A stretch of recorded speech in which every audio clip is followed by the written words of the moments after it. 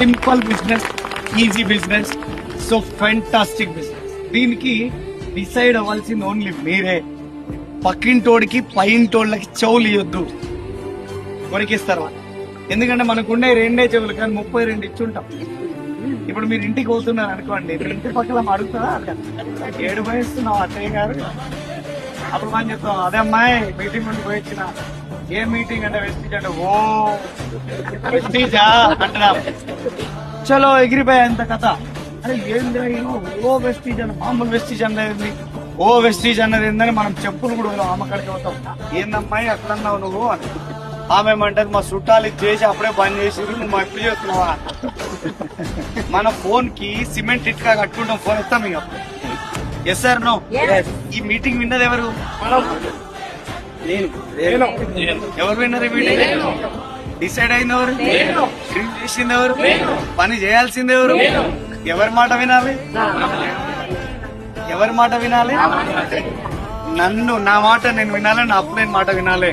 దీంతో సంబంధం లేని ఏ ఒక్క వ్యక్తి మాట నేను వింటానా? మనిషి అనేటువంటి మాట అసలే వినొద్దు. ఎందుకంటే వాళ్ళ ఫెయిల్యూర్ ని మనకి గురించి తగిలిస్తారు. సో ఏం చేయాలి సార్, మరి ఎట్లా చేయాలి సార్? ఏడవైనా వాళ్ళే తగులుతారు అంటే గుర్రం రోడ్ మీద పోయేటప్పుడు దానికి గంటలు కడతారు. ఐడియా ఉందా? ఎందుకు?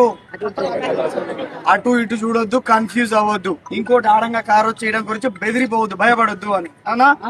నేను మీకు ఈ రోజు ఒక మాస్క్ రెడీ చేసి పెట్టేస్తున్నా.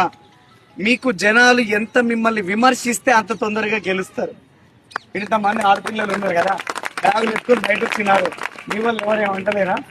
చూడ అమ్మాయి పిల్లలు నవ్వులేసి పొద్దుగా బ్యాగ్ పట్టుకొని పోయింది, ఏమైనా ఉందా? ఏమైనా ఉందా? అవునా అంటారా? లేదా? అంటారు కంపల్సరీ. ఎందుకంటే ఇంటికాడ కూర్చో పైసలు ఎవడిస్తాడు కదా. మిమ్మల్ని ఎవరైనా అనకపోతే చెప్పురి, నల్గొండ నుంచి బస్సులు బట్టి మంగళగిరి మామూలు పోతుంటారు, మీరు అలా వచ్చి పెడతారని చెప్తారు. Yes or no? అవమానిస్తేనే సన్మానానికి దగ్గర అవుతారు. అవమానించబడాలా. మిమ్మల్ని నలుగురు 4 మాటలు అన్నప్పుడు తర్వాత తెలుసుకుంటారు, అమ్మాయి నేను అనవసరంగా మాట అన్నా, ఇవాళ చూడు 2 లక్షలు సంపాదిస్తుందంట, వాళ్ళ ఆయన కారు కూడా కొనిచ్చిందంట, ఇప్పుడు ఇల్లు కూడా కడతాదంట. అంటే ఎంత పేరు వస్తుంది మనకి? అవునా కదా? అంటుంటే వస్తుంది, పేరు పక్క వస్తుంది. సో